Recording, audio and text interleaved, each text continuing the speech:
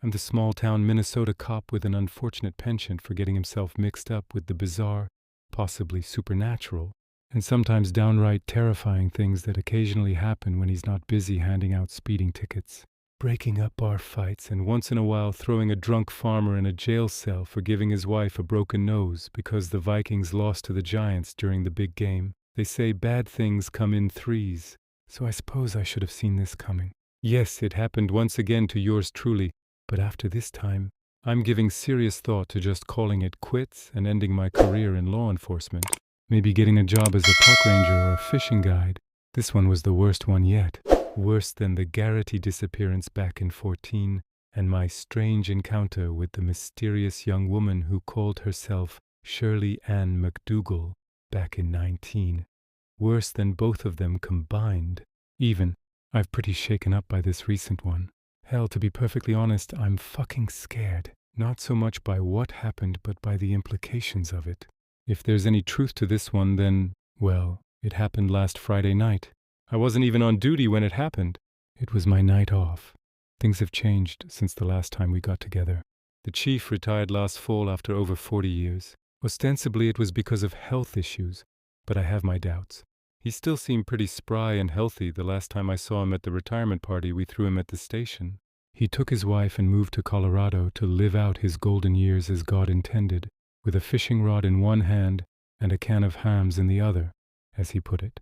He was grinning when he said it, but it seemed a little forced, and there seemed to be some other expression lurking beneath the grin, and in his eyes, something dark and haunted. I think maybe the denouncement of the McDougal case was the last straw for him. They ID'd the skeleton they found in the trunk of that rusted old Buick through old dental records and DNA after someone provided the state police with an anonymous tip to the young woman's identity. And yep, sure enough, it was Shirley. I don't think it was just her and poor old Mrs. Garrity that was getting to him either. I have to remind myself that the chief had been on the force a hell of a lot longer than me and Jerry and Pete and Vance, and God only knows what he encountered during that time. He probably has his own share of stories to tell, if he was so inclined. Anyway, when the chief stepped down, Vance took his place due to seniority. He's a competent cop with enough experience to make a decent replacement, but it's just not quite the same. And I don't think I'll ever think of him as the Chief Vance's first order of business with the town council's approval was to expand the police force in Itsiras, ordered to keep up with the town's increasing population. He hired 3 new officers. He also pressured the council to increase the police department's budget, and with the extra funds we got some much-needed newer cruisers, gear, and even radios. The downside to all these improvements was that with 3 extra warm bodies there weren't as many hours to go around, so my work schedule had been cut back some. I can't really complain. I'm a single guy, I own my own place, and town living is cheap. Plus I really did need a break, so last Friday night I was driving down one of our many rural country roads on my way into town, with no other objective than to buy a case of beer and get drunk watching TV. It was just past 8 p.m., fin d'une chérilaine, ASC, a pleasant spring evening with a clear, starry sky. I had the radio on, listening to an old Black Hawk song I liked as a kid, the one about the guy whose friend moved up in the mountains to paint the world.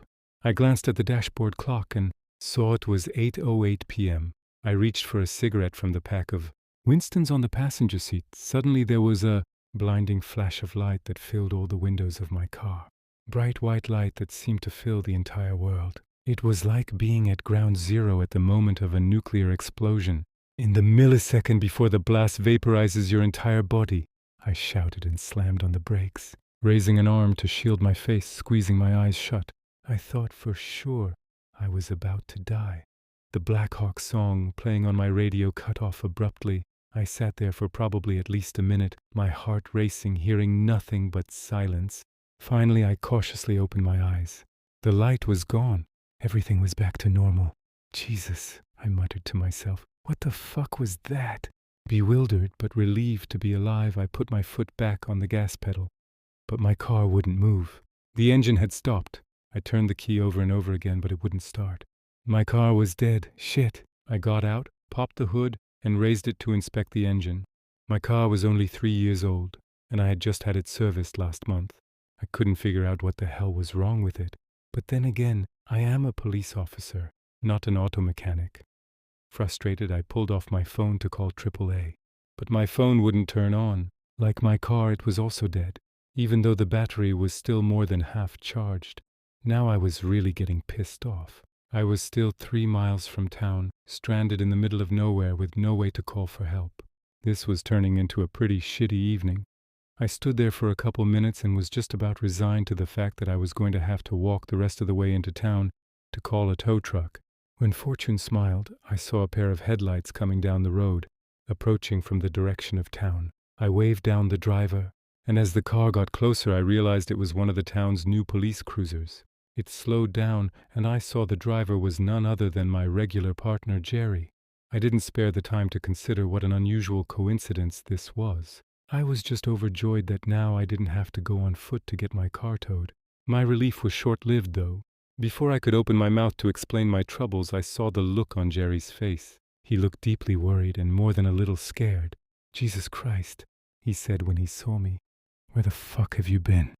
We've been trying to get a hold of you for almost an hour. Bad luck. My car broke down and my phone I stopped abruptly as his words registered. "Wait, what the hell do you mean almost an hour? My phone just died like 10 minutes ago. Vance has been ringing your phone since 8:15. I even tried calling you myself. I was heading your way to see what the hell happened to you." I looked at him confused. "Jer, I've only been stuck here for 10 minutes at most." "Well, maybe your phone conked out before your car did and you didn't notice." "No, it happened almost simultaneously. It was the craziest fucking thing." "What the hell time is it anyway?" He glanced at his dashboard. 9:06. This threw me for a loop. "What? Jerry, that shit is not possible." I saw the time right before my car broke down. It was 8:08. There's no way I've been standing here for the better part of an hour. I was so bewildered by now that I had almost entirely forgotten about that strange, blinding flash of light that had seemed to presage my car breaking down. "Shit. Man, I don't know what to tell you," Jerry answered with a shrug. "All I know is we've been trying to get a hold of you for damn near an hour." "Why have you been trying to call me?" I asked him with slowly dawning trepidation. Jerry looked at me gravely. There was an all-too-familiar expression of fear on his face, one I recognized from that day nearly a decade before when we had driven out to Mrs. Garrity's farmhouse. "Something's happened to the Barker family," he said. "They're missing. It looks like a home invasion abduction type deal." "Shit," I muttered. The Barkers in question were John and Sophie, a couple who lived on the outskirts of town, coincidentally not terribly far from where old Mrs. Garrity had once lived, and their 3 children. John Barker worked at a tractor supply store in the next town. He continued, "The chief, meaning Vance, wants everyone available. It's an all-hands-on-deck situation." He looked away from me, gulping nervously. I could tell he was holding something back. "What aren't you telling me, Jer?" I asked him warily. He sighed. His expression was almost apologetic. "You better brace yourself. It looks like another weird one," I groaned. "Get in. I'll fill you in on the way." On the drive to the Barker house, Jerry told me what had happened. Just after 8, the town dispatcher, Monica, our old dispatcher Karen died peacefully 2 years back, received a relay call from 911. The Barkers' youngest daughter, Chloe, 6, said she was locked in her parents' room and that someone was inside her house. When asked if she could describe the intruders, all she could say was that the gray men had taken her family and they were in the house looking for her. Before the 911 operator could ask her anything else, Chloe had begun to scream piercingly in panicked horror. Then the line had gone dead. Pete and Joe had been sent, along with 2 of the Newtown cops, Brandon and Lars, a big blonde Swedish guy, as backup. They had arrived at the Barker residence no more than 5 minutes after the call had been made, but there was no sign of the Barkers. All 5 of them, John, Sophie, Chloe, Jessica, 9, and Max, 14, were gone, but what they did find there was disturbing. After clearing the house, they had called Vance. What did they find? I asked Jerry. "You'll see for yourself in just a couple minutes," he told me, gesturing out the windshield. I looked and saw we were already almost at the Barkers' house. The place was encircled with cop cars, blue and red lights strobing. Jerry parked and we got out. The whole town police force was gathered, along with some detectives from the city, plus a forensics team from the state police, taking pictures and collecting evidence. Jerry led me towards the house, but a burly state trooper blocked my way with a stern expression. Close crime scene, he barked in an officious tone. I was confused for a second, then realized, because I technically wasn't on duty, that I wasn't in uniform. It's cool, Jerry told him. He's a cop. The trooper raised a suspicious eyebrow but finally stepped aside. We went up the front porch. The door was standing wide open but was blocked with crisscrossing strips of yellow crime scene tape.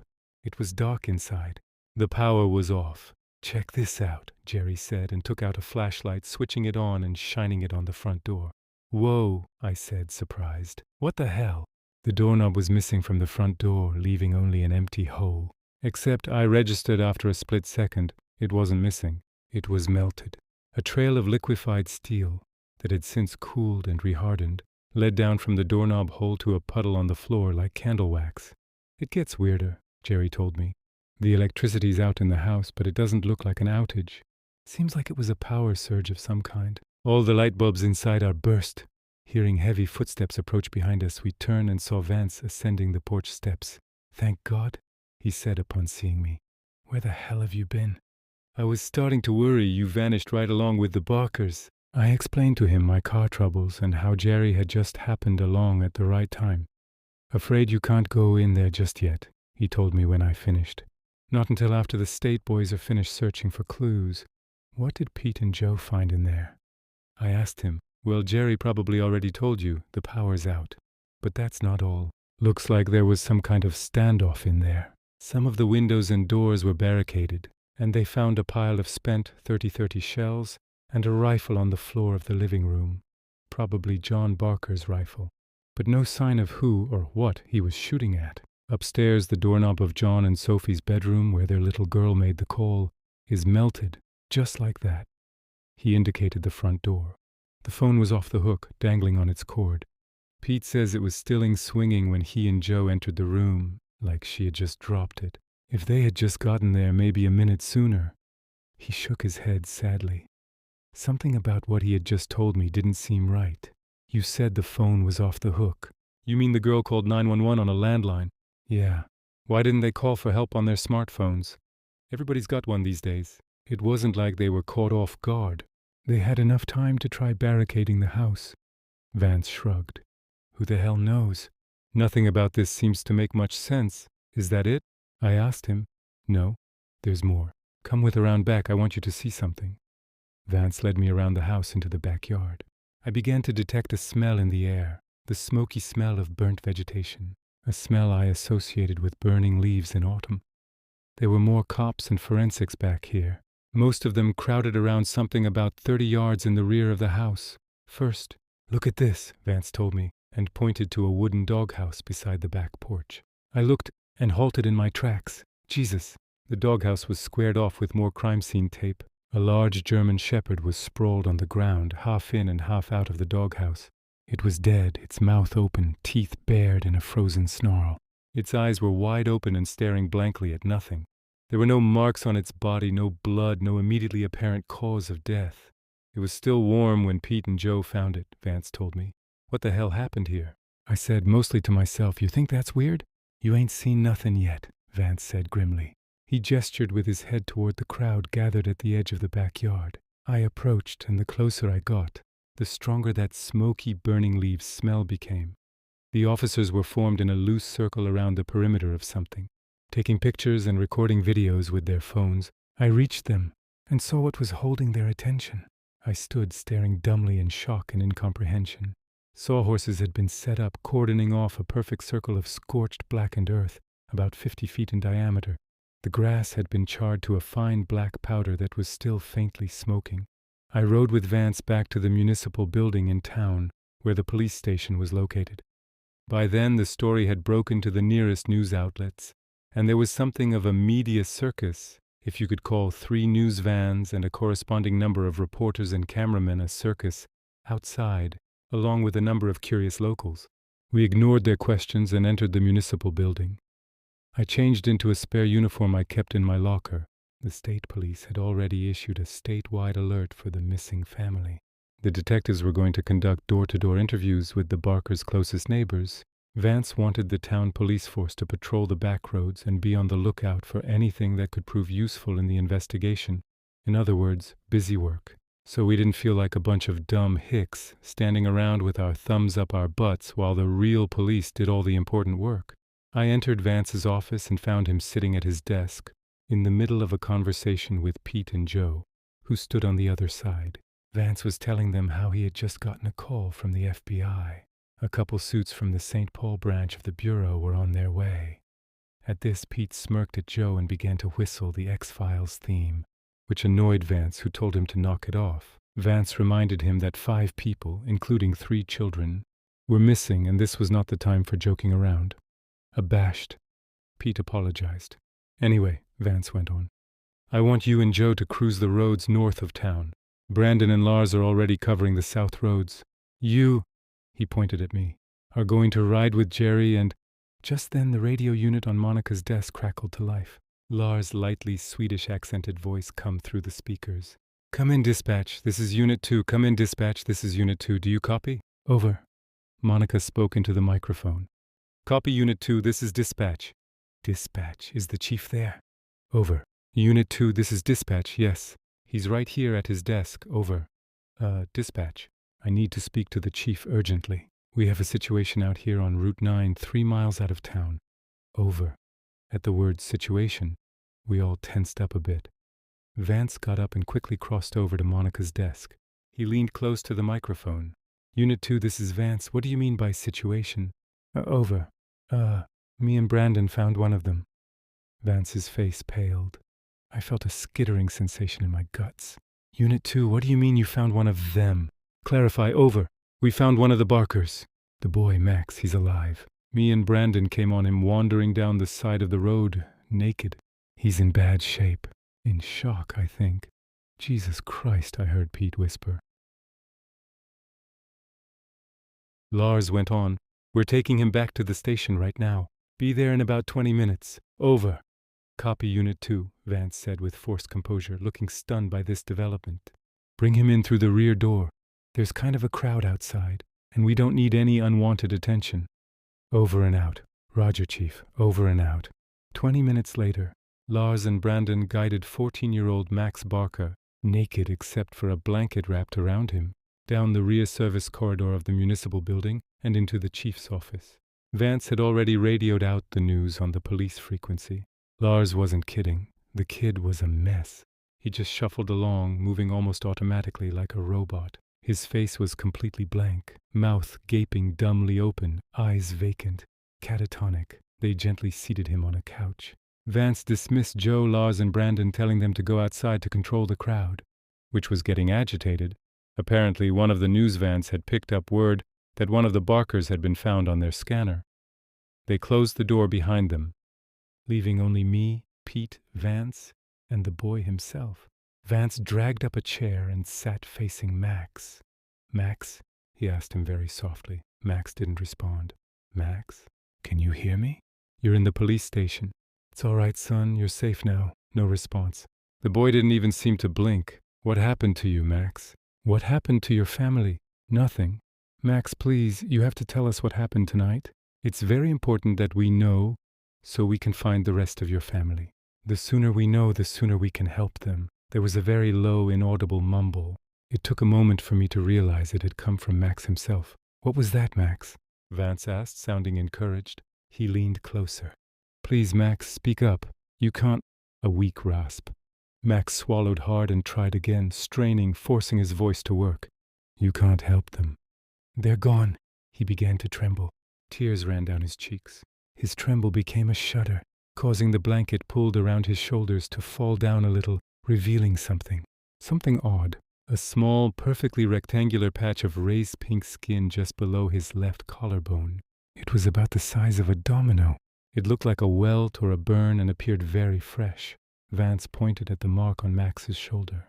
How did you get that, Max? They did it to me. Who? Max's next words made my skin shudder. The Sky people. That's how they keep track of us. He looked at Vance with an agonized, horrified expression, cheeks streaked with tears. They took us, just like they did last time, but this time they didn't bring us back. They kept my family. They would have kept me too, but I tricked them. I played dead. They dumped me. They need to keep us alive until... He didn't finish. His shuddering worsened. Until what, Max? Vance pressed him. Max was silent.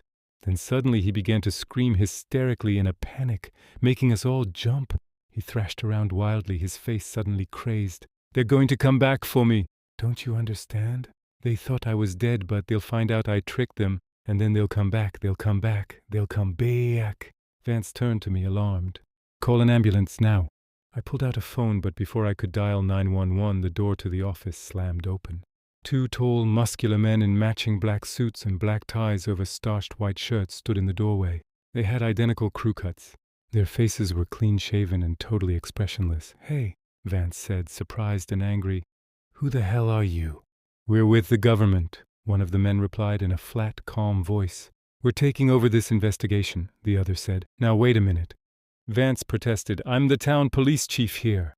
I'm in the middle of interviewing a witness." "Mr. Barker will be coming with us," the first man overrode him. His voice a monotone, his face perfectly neutral. "God damn it. This is my jurisdiction." "Our authority exceeds your jurisdiction," the second told Vance. Vance stood up to confront them, pointing his finger. "You can't just come in here and—" With shocking speed, the first black-suited man grabbed Vance by the front of his shirt and spun him around, pinning him face first to the wall. "Hey, get your fucking hands off me." Vance struggled, but the man was stronger. He held him firmly while the second black-suited man crossed the office to where Max was sitting. He had stopped freaking out by then and was just whimpering quietly, seemingly in a daze. Me and Pete just stood speechless, watching this transpire with disbelief. I wanted to speak up, wanted to come to Vance's defense, but was intimidated into inaction. These guys didn't look like someone you wanted to mess around with. The second man helped Max to his feet and, with his arm draped over the boy's shoulder, led the boy unresistingly out of Vance's office. The first man released Vance and followed after his partner, leaving the room without a word, gently closing the door behind him. Vance smoothed out his shirt, pissed off and outraged at being manhandled. "Sons of bitches. I can't believe they did that. I'm going to report their sorry asses to their field office for assaulting an officer." "What are we going to do now, Chief?" Pete asked him. "That kid was our only lead on whatever the hell's going on." "Damned if I know," Vance muttered, running his fingers through his hair, still flustered. "It's out of our hands now. The feds have taken over." Just then someone rapped on the office door. "Great, what now?" Vance snapped in irritation. He opened the door. A young man and woman in business suits, very clean-cut and professional-looking, stood there, both of them holding badges. "Chief?" the man asked. "Yeah, who are you?" Vance inquired bluntly. "I'm Agent Daniel Smithfield. This is my partner, Agent Kira Delaney. We're from the FBI." "What?" "Wait a minute," Vance exclaimed, thunderstruck. "If you're FBI, who the hell were those other guys?" The two agents glanced at each other, confused. "What other guys?" the female agent said. "Those two big guys in black suits. They were just here not 5 minutes ago. They took the Barker kid with them." The two agents looked at each other again, then back to Vance, perplexed and troubled. "We don't know who you're talking about," the male agent replied. "There are no other agencies involved in this case that we're aware of. We just arrived in your town less than half an hour ago." The three of us, me, Pete, and Vance, gaped speechlessly at the two FBI agents, utterly baffled. It's been 5 days. Still no leads on the case, and no sign of the missing Barker family, and no idea who those goons in suits were who absconded with Max, or what they wanted with him, or where they could have taken him. One interesting fact came to light after they finished investigating the Barker house. Not only was the house's electrical system completely blown out, but also so was every portable battery-powered device within the house, including the family's mobile phones. That's why the 911 call was made on a landline phone, one of those old non-electric rotary dial ones, which apparently wasn't affected by whatever it was that happened there last Friday night. I don't think anyone's going to find the Barkers. Not us, not the state police, not the city cops or the feds or anyone else. I think we're looking a little too close to home, and the Barkers are somewhere far, far away. I don't know what the Sky people wanted with them, but I have a bad feeling their intentions are not good, like I said at the beginning. This is probably going to be last time I have to deal with one of these freaky cases. I'm seriously considering turning in my badge and moving as far away from Minnesota as possible. But I wonder if it makes any difference where I go or how far I travel. You see, What really frightens me about all of this isn't just what happened to the Barkers. It's what I found the morning after, when I was shaving. I spotted something in the mirror, something on my left shoulder. A perfect rectangle of slightly raised, irritated skin, about the size of a domino.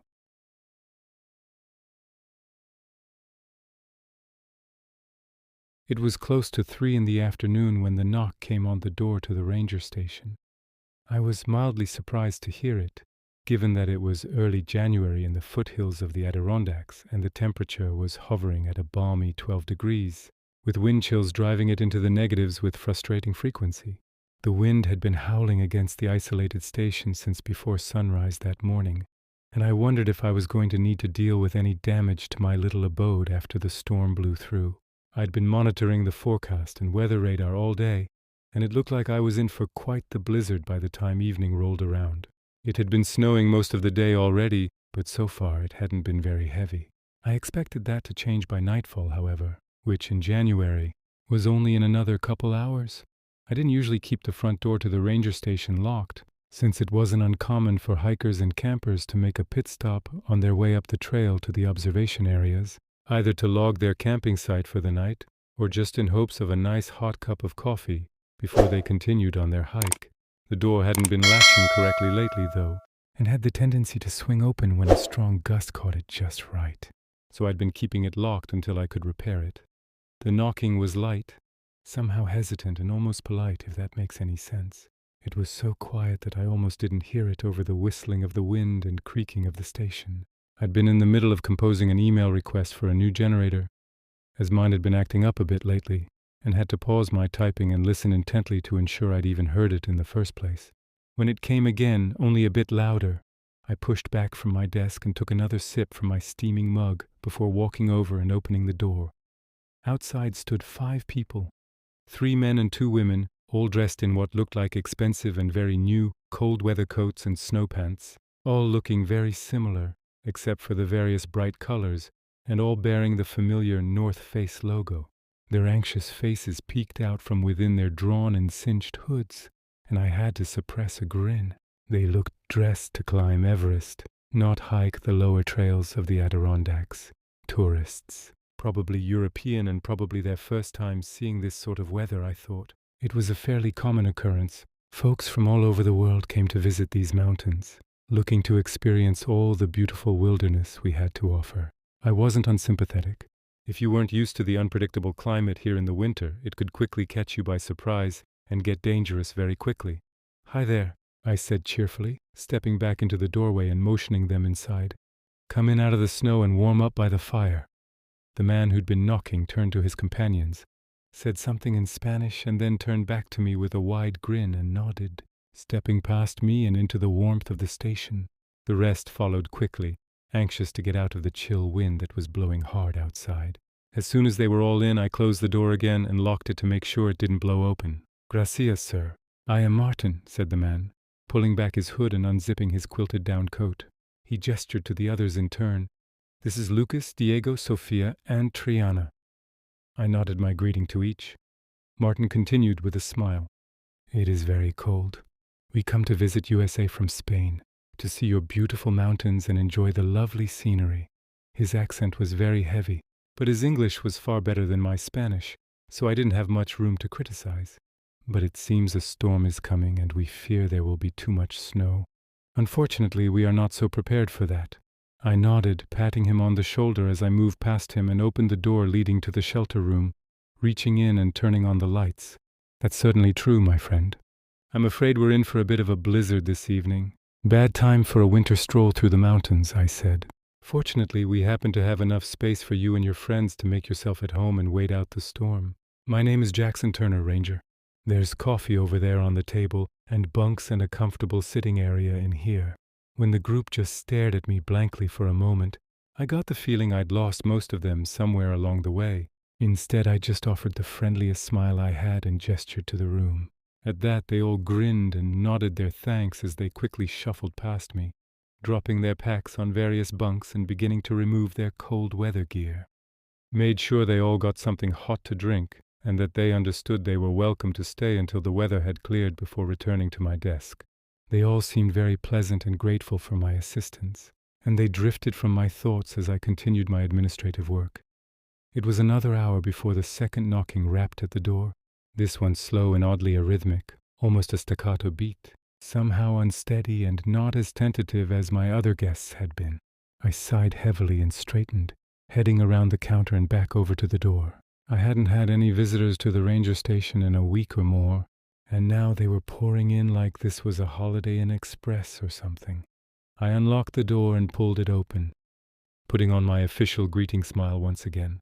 In the doorway, shoulders and hooded head covered in a layer of icy snow, was a man of roughly my height, about 6 foot or so. Unlike the others, he wasn't dressed in fancy, color-coordinated cold-weather gear, but instead wore a mismatched combination of clothes, like he had raided the bargain bin at a second-hand expedition store.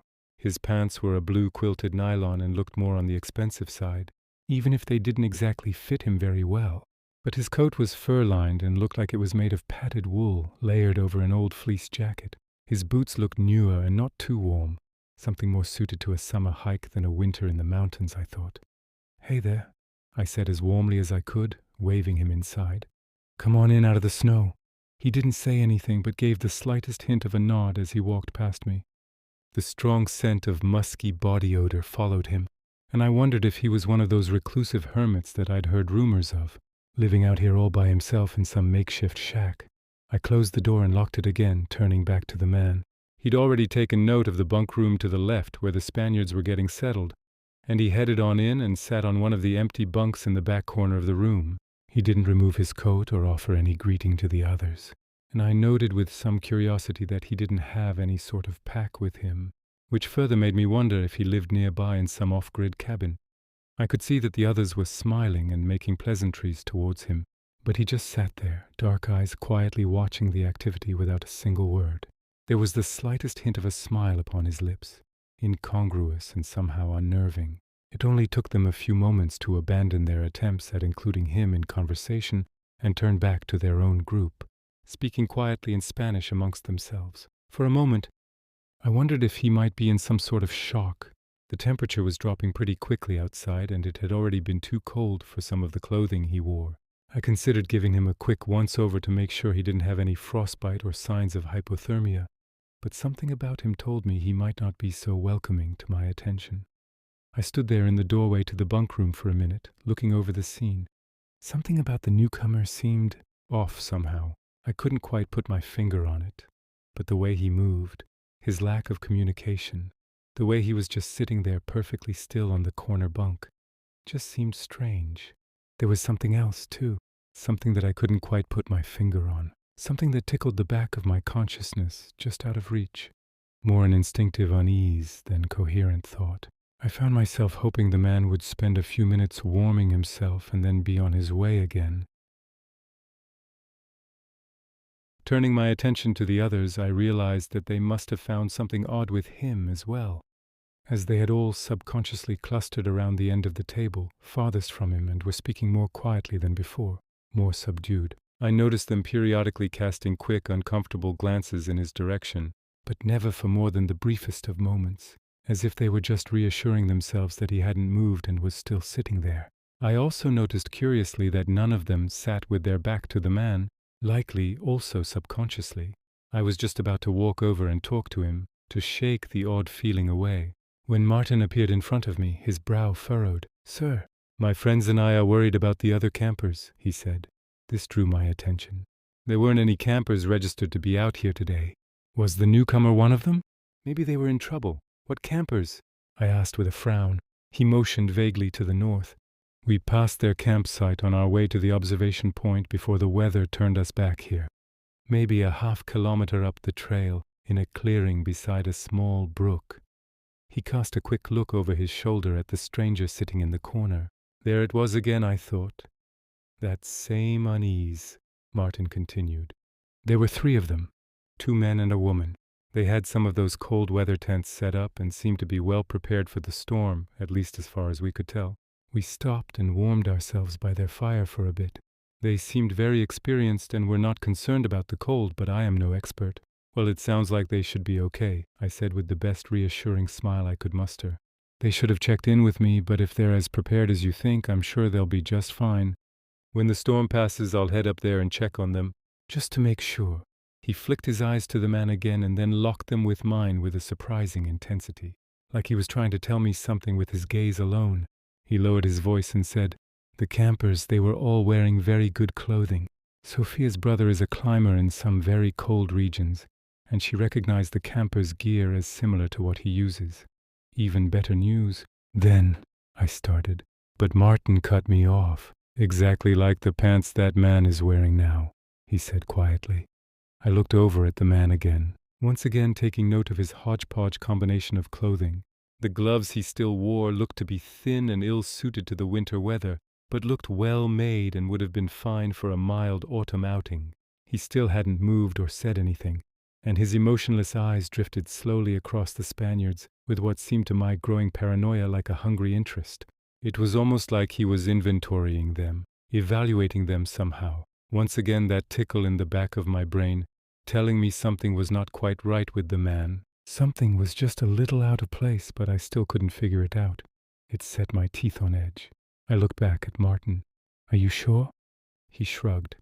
"As sure as we can be. Sophia says she is certain, but the rest of us do not have the experience to recognize these details as well as her." "Was this man with them?" I asked, but I already knew the answer. Martin shook his head. "No, I have never seen him before now." He leaned in a little closer and lowered his voice. "This man, there is something," he said, trailing off, unable to find the right words. I nodded. "I know. I feel it too." I walked back to my desk and opened a drawer, retrieving the holstered handgun and attaching it to my belt. The spare magazine went into my pocket, and I grabbed my heavy jacket from a nearby hook and pulled my fur-lined hat over my ears. Martin followed me, watching with interest. I looked over his shoulder, making sure we were out of sight and earshot of the bunk room. "I'm going to check on the camp." "Have you ever handled a shotgun?" I asked. He nodded. "I hunt pheasant with my cousins every year. I am a very good shot." "Good," I said. "That doorway beside my desk is my room. Right inside you'll find a 12-gauge pump, loaded but not chambered. If you need it." He just gave a silent duck of his head. "I should be back within the hour." "I know the place you're talking about. Keep him here until I return, but don't do anything if you don't have to," I said, closing my coat and making sure the zippered slit covering my holster was open and accessible. "Be careful, Jackson Turner. I feel some darkness in the air." I just gave a tight-lipped nod before opening the door and stepping out into the wind. The icy chill hit me immediately, cutting through my heavy pants and finding its way through every little opening in my clothing. The wind out here was a constant buffeting and howled in my ears. The snow along the trail was only a little over ankle deep, but tugged at my boots with every step, slowing my progress. The area that Martin had described was one of the few marked campsites along this area of the trail, and though it wasn't strictly required for campers to check in before setting up, it was highly encouraged.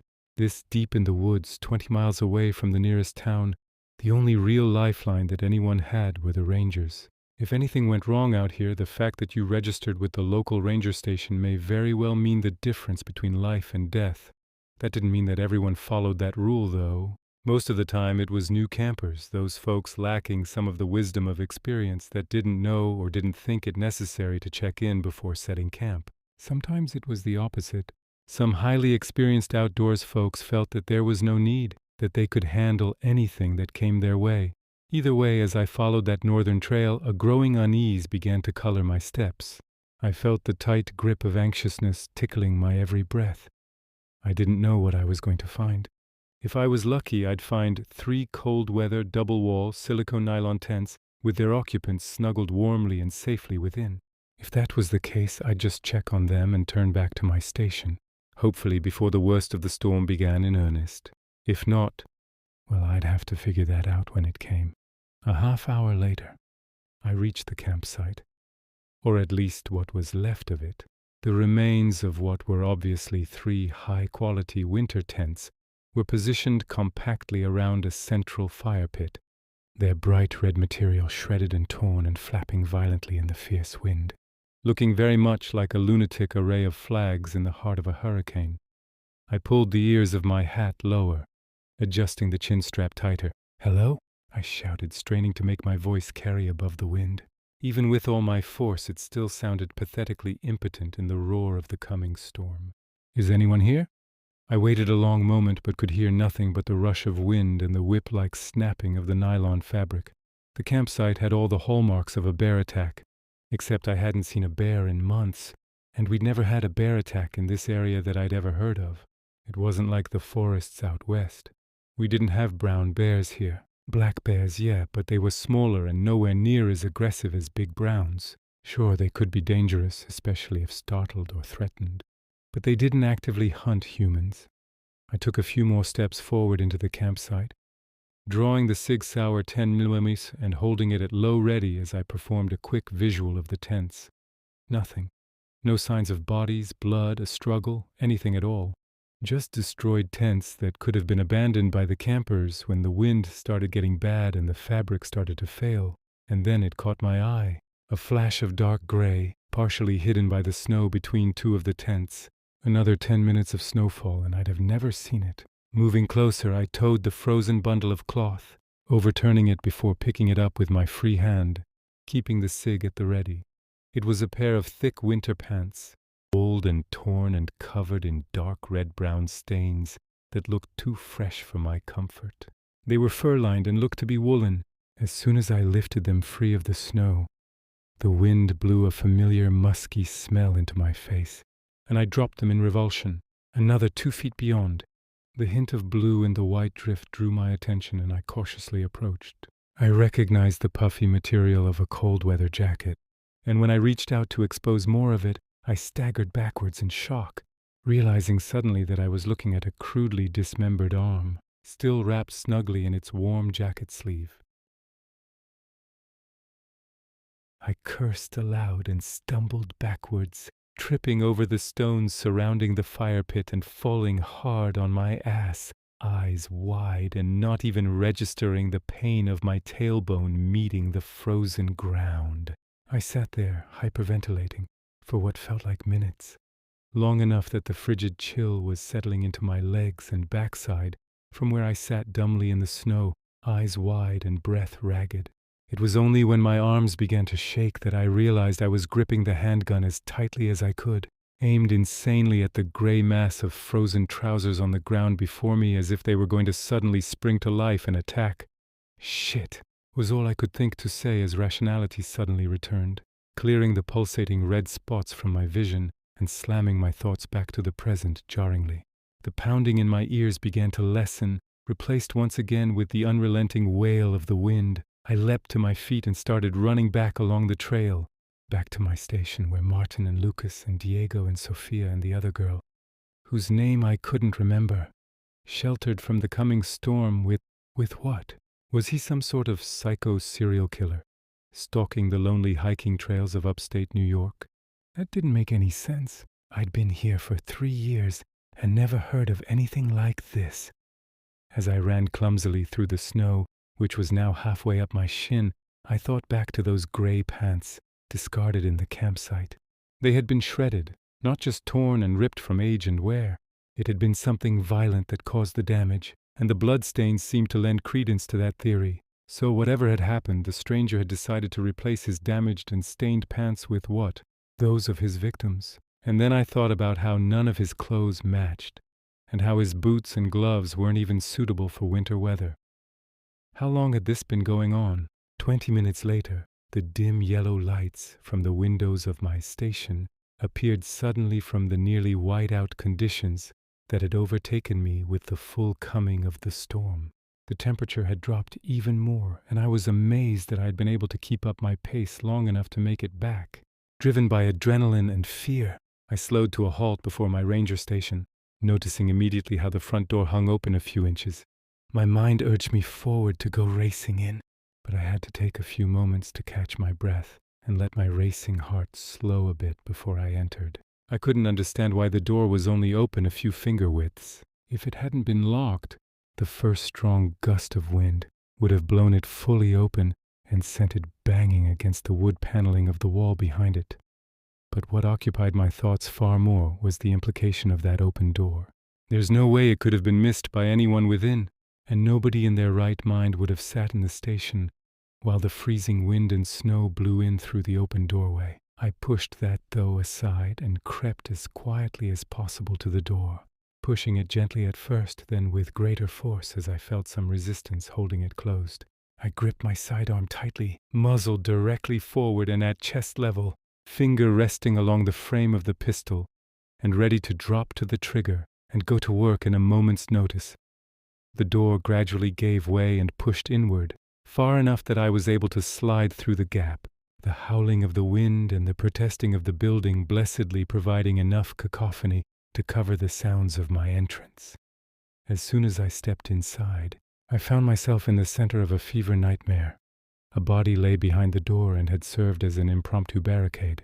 I could only tell that it was one of the women by the delicate shape of the body, as the head and upper torso had been savagely mutilated, the skin and scalp torn away from the red white of the skull viciously, presumably while she had desperately tried to make her escape from whatever hell had pursued her.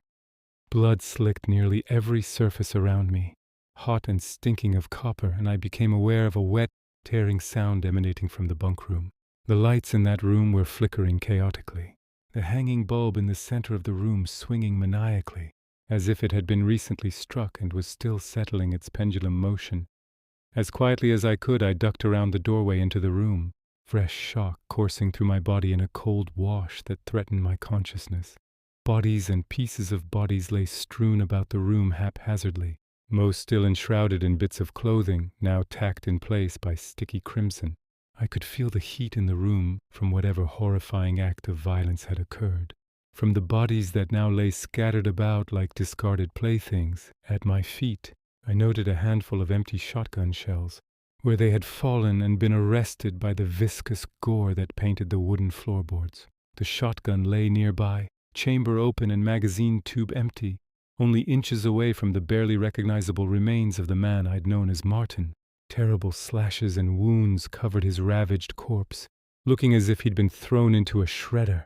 His limbs were outstretched and only attached by the yellowish tendons and pink muscles which now lay open and exposed. My eyes were drawn at that moment to the source of the sounds I'd heard before, and I saw the crouched form of the stranger straddling one of the bodies, Lucas, I think, by the bright yellow of his North Face jacket. I watched in horror as the stranger dipped his head again and again, jerking it savagely each time it came away, as if tearing away more bits of meat with each movement. I noticed then that the stranger's hands had somehow grown, elongated, and taken on a shiny, chitinous appearance that left the fingers as jagged and gore-encrusted claws. After only a moment's shocked hesitation, my reflexes took over and I snapped the muzzle of my handgun up and squeezed the trigger. I know that the thunderous blasts of the 10mm must have been deafening, but I barely registered it as I watched blackened holes appear in the thing's back. It threw its head back in what I can only hope was pain, and cried out in a shrieking screech that drowned out all else. I squeezed the trigger again, and another bullet punched its way through the horrifying thing. Suddenly, almost faster than I could track, the stranger exploded up from where it had been feasting and lit upon the wall, its terrible claws sinking into the wood and holding it in place as it turned its head 180 degrees to face me. The eyes had turned completely black and grown to the size of golf balls, and the jaw looked almost to have disjointed from its skull, the skin at the corners of its mouth drawn back in a hideous grin that stretched nearly from ear to ear, exposing a mouthful of shark-like triangular teeth. Now stained bright red, it tensed, and an instant later it had leapt to the next wall, gripping the exposed wood like some monstrous insect, eyes fixed upon me. Before it could make another move, I fired again and again and again, my panic-induced attack miraculously finding purchase more often than not, as empty brass cases ejected against the doorframe next to me, ringing out like death bells. Then there was a long moment of silent stillness in the room, and its black eyes were fixed on me, still unnervingly cold and alien. I tensed, waiting for the thing to pounce towards me, but it was clear I'd hurt it. I don't know how badly, but black ichor dripped from the half-dozen wounds punched by my hollow points, and I thought I heard a sickly rattling in its slow, deep breaths. With a final ear-splitting, otherworldly shriek, it leapt again, this time away from me and through the window at the rear of the room. The glass shattered outward, and then it was over. I stood alone in this charnel house, left only with the remains of the 5 Spanish tourists, and the disconcerting awareness that the slide of my handgun was locked back, smoke lazily drifting from the barrel and the magazine now empty. That was almost a year ago, and I've since transferred from field operations to an administrative position within the Park Service. My office is located in the middle of a city, surrounded by people and without a lonely forest or dark wilderness in sight. After the investigation died down and the deaths were ruled as animal predation, I tried to return to my posting, but I just couldn't do it. They tore down the old station and built a new one closer to the trailhead, and I thought I could get past it, but I kept seeing that stranger, that creature, every time I closed my eyes. A few times in the dark stillness of the night, I thought I could hear that banshee wail echoing in the distance. Once or twice, I think I heard more than one. I slept with my handgun on the nightstand and the shotgun propped next to my bed, and kept the doors locked at all times. I couldn't shake the feeling that it was still out there, maybe searching for me. Maybe it needed to make sure that I wasn't able to tell anyone about it. You see, in the time since that horrible night, I've scoured the internet for any possible explanation for what I saw.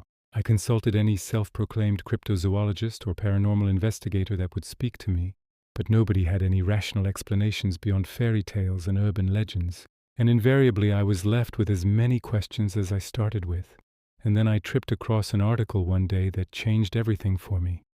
It was a piece written about something called the Uncanny Valley, an idea put forth by some Japanese roboticists back in the 70s. At first, I almost passed it over since it seemed mostly to relate to robots and computer graphics and how people feel increasingly uncomfortable the more realistically human they appear. But then I read a theory about why people may react this way, and how it may be an evolutionary artifact left over in the dark corners of our reptilian brains. About how at some point in our distant shared racial history, there may have actually been predators that looked almost human. They may have appeared so close to our ancestors that they were able to blend in with us almost perfectly. According to the theory, primitive humans may have developed a keen sense of facial recognition as a survival mechanism. This may have been passed down through genetic memories, fading just a little with each generation until today, where it existed as little more than an instinctive warning when we looked at someone who wasn't quite right, someone who seemed almost normal, but perhaps with the slightest of imperfections that made them seem just a little wrong, someone that our instincts told us didn't belong, someone who wasn't really one of us at all. I wondered if these things have been with us all along, hiding among us, stalking us from within our own numbers.